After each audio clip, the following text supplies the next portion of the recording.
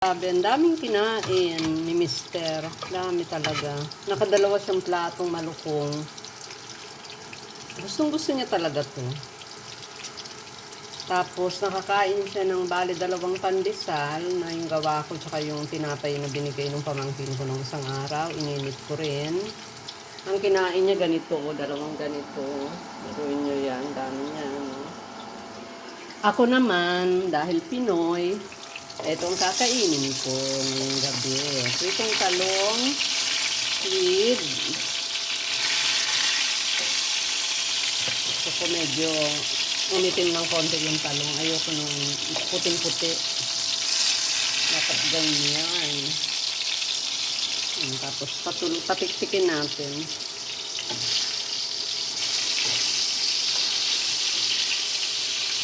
Lagyan pa natin. Tanggalin ko muna pala yung bago. Tapos, anong katerno niyan? Ito, niluluto ko sa air fryer. Yung isdang binili ko. Branzino. Parang ang itsura nito bangus. Pero hindi kasi lasa ng bangus ito. Pero alam nga namang bumili kami ng bangus dito. Wala namang fresh na bangus. Malapit na yan.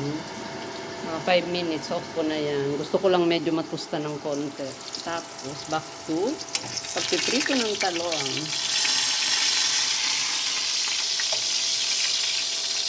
May nakita ako sa YouTube.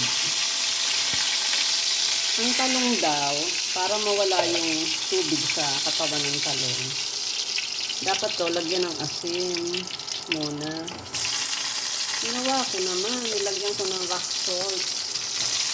Tapos, iniwan ko ng siguro 1 hour na takpangon. Anong tilamsik. Siguro 1 hour kung hinayaan na may asin. Tapos, siyempre hinugasan ko dahil meron ako nito. Pag nagluluto, para hindi mangamoy. Kasi pag winter dito, saradong-sarado kami. Binuksan ko lang ng konti, pero hindi dapat masyadong bukas kasi maginaw. Kaya mangangamoy ang ulo. Ayoko pang labhan yung buhok ko. Ayoko pang mag-shampoo. Baka bukas na. Nabubugbog kasi yung ano natin dito sa shampoo. Yung buhok natin. Saka dito pag winter kasi madali talaga maging oily ang buhok. I-off ko na nga pala itong off ko na tong isda. Hayaan lang natin itong maluto. Itong talong and winding road. Talong and winding road. Ito lang sip.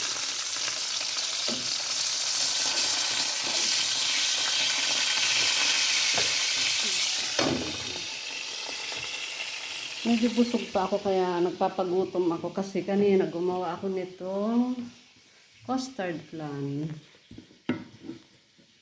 Tinakip ko na rin yung pinag-bakean ko nito. Kumain kami ng tig-isang slice. Medyo umitim yung caramel kasi tawag dito. Hinayaan kong makaramelize talaga. Yung mag-brown. Kasi mas masarap yung ganun kaysa dun sa para lang nag-brown. Mas masarap kung medyo kala mo malapit ng masunog. Pero wag mo naman sunugin kasi papait.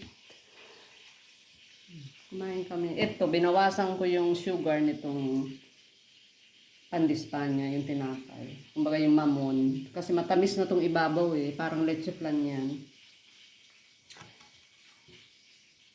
Yan ang ating kakainin.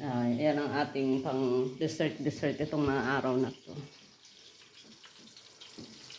Alisin ko na nga ito. Hindi naman na siguro mangangamoy kasi enough ko na yung isda.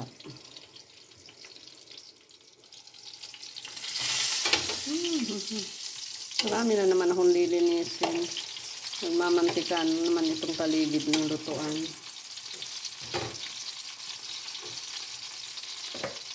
Minus the Visay.